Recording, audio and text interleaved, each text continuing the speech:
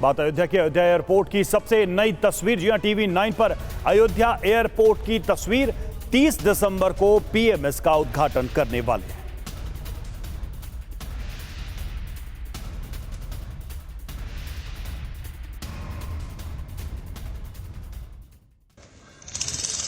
इन तस्वीरों से अंदाजा लगाया जा सकता है कि राम की नगरी अयोध्या में बनाया गया यह एयरपोर्ट कितना शानदार और आधुनिक है। हर सुविधाओं का खास ध्यान रखा गया है। दरअसल 2023 में अयोध्या के कायाकल्प के लिए हुए विकास कार्यों की एक लंबी सूची है।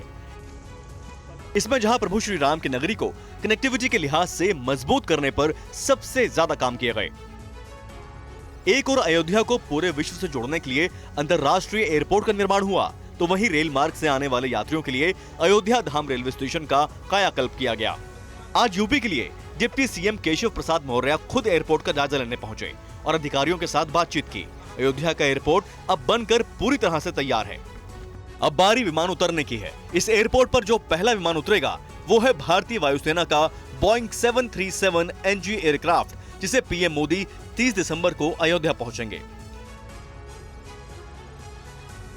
और मंदिर निर्माण के बारे में एक और जरूरी बात आपको बता दें। मंदिर की नींव 14 मीटर की और 56 लेयर की बनी हुई है। नींव बनाने में आर्टिफिशियल रॉक की मदद भी ली गई है। नींव के ऊपर ग्रेनाइट लगाया गया है। ये नींव जो देख रहे हैं, ये फर्शनुमा देख रहे हैं, दरअसल ये मंदिर की नींव है जो 56 लेयर में बनाई गई है। 56 लेयर में 14 मीटर की 56 लेयर है। ये आर्टिफिशियल रॉक है ये, जिसको यहाँ पर, क्योंकि जब यहाँ पर इंजीनियर्स आए, IIT दिल्ली के जब एक्सपर्ट्स आए, तो उन्होंने ये पाया कि ये मंदिर की जो नींव की ज़मीन है वो उसकी मिट्टी जो है वो इस लायक नहीं है कि यहाँ पर खंभों पर ये मंदिर खड़ा किया जा सके। तो फिर क्या किया जाए? एक हिसाब से समझ लीजिए पूरा एक छोटा समुद्र खोदा गया। 14 मीटर तक यहाँ खुदाई की गई। 56 लेयर में यहाँ पर एक आर्टिफिशियल रॉक बनाई गई। और उसकी भी एक खासियत है, वो ये है कि वो जो नींव बनाई गई है वो समय के साथ और मजबूत होगी। पत्थर पानी सोखता है।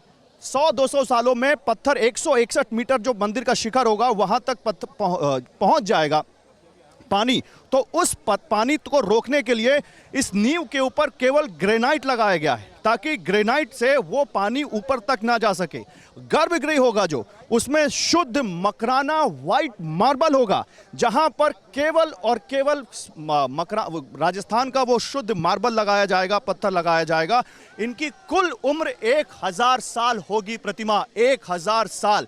यानी 500 साल का जो इंतजार सनातनी आस्था ने किया, उसका जो फल मिला है वो हमारे सामने है। और वो ये फल जो है आज 1000 साल तक भारतवर्ष के लोग और सनातनी आस्था के लोग उसका दर्शन कर सकेंगे और तीर्थ क्षेत्र में उसके लाभ ले सकेंगे। ये यहाँ की खास बातें हैं जो मैं आपको बता रहा हूँ।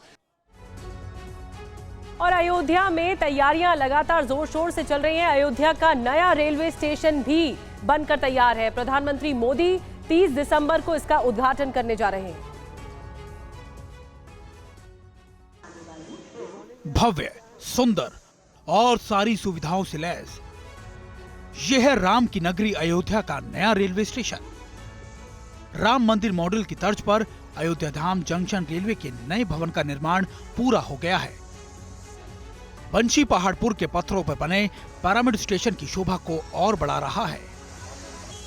पूरे भवन को एयरपोर्ट के तर्ज पर बनाया गया है। यात्रियों की सभी सुविधाओं को ध्यान में रखा गया है, जो स्टेशन को और भव्य बना रहा है। स्टेशन के नए भवन का लोकार्पण प्रधानमंत्री नरेंद्र मोदी 30 दिसंबर को करेंगे। श्री राम के मुकुट की आकृति के साथ बनाए जा रहे रेलवे स्टेशन की साफ सफाई, रंगाई पुताई से लेकर निर्माण लगभग अपने फाइनल टच पर है। रेलवे स्टेशन जितना पौराणिक महत्व रखता है, उतना ही आधुनिक भी बनाया गया है। रेलवे स्टेशन बाहर से भव्य मंदिर के रूप में बनाया गया है और अंदर से उतना ही आधुनिक सुविधाओं से लैस है।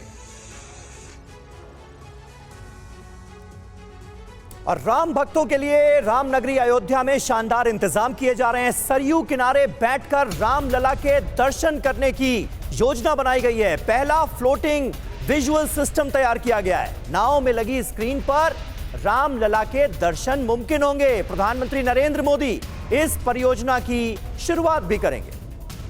ये उत्तर प्रदेश की सबसे पहली फ्लोटिंग स्क्रीन है और ये देश की सबसे बड़ी फ्लोटिंग स्क्रीन है। इस स्क्रीन पे आप जो है लाइव राम मंदिर का दर्शन कर सकते हैं और इसमें जो भी गवर्नमेंट की तरफ से कोई भी सूचना जारी होनी रहेगी तो वो भी हम इसमें ब्रॉडकास्ट करेंगे आने वाले समय में। मतलब अचानक से मान लीजिए कुछ सूचना आती है कि मंदिर जो है इतने बजे बंद हो जा रहा है किसी वजह से, तो ये हमें यहाँ पे जो है मंदिर से संबंधित सारी सूचनाएं इस पे आपको डिस्प्ले होंगी।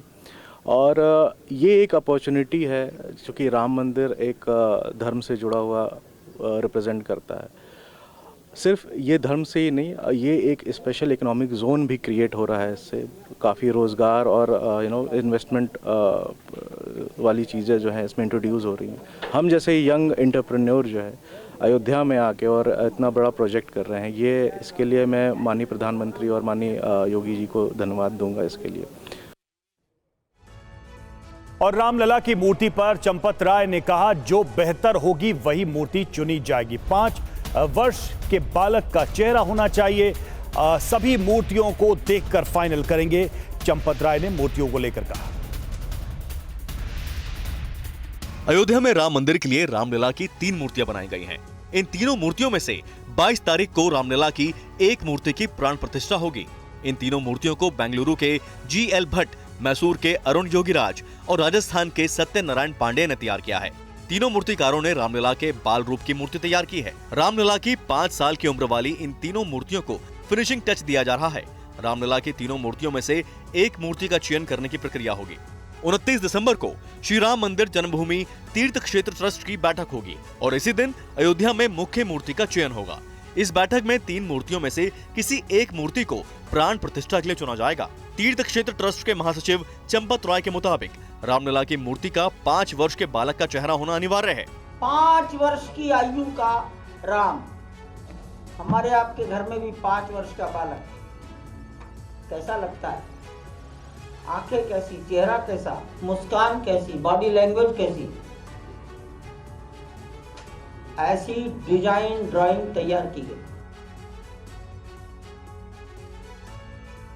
इधर समाजवादी पार्टी के सांसद ST हसन ने बीजेपी पर राम मंदिर का राजनीतिकरण करने का आरोप लगाया है और कहा है कि भगवान राम के नाम से राजनीतिक फायदा उठाना गलत है। देखिए, ये हकीकत है कि रामचंद्र जी का व्यक्तित्व इतना बड़ा है और उनके नाम से लोग राजनीतिक फायदा उठाएं, ये गलत बात है। उनके डेकोरम के खिलाफ है ये बात कि आप उनका नाम लेके अपने वोटों को ध्रुवीकरण करें, लोगों के ऊपर जुल्म करें, मस्जिदें तोड़ दें, ये सब कुछ करें, तो राजनीतिकरण तो कर ही रहे हैं। तो रामचंद्र जी की तो मान्यता जैसे आप हिंदू भाई मानते हैं कि वो तो कण-कण में है।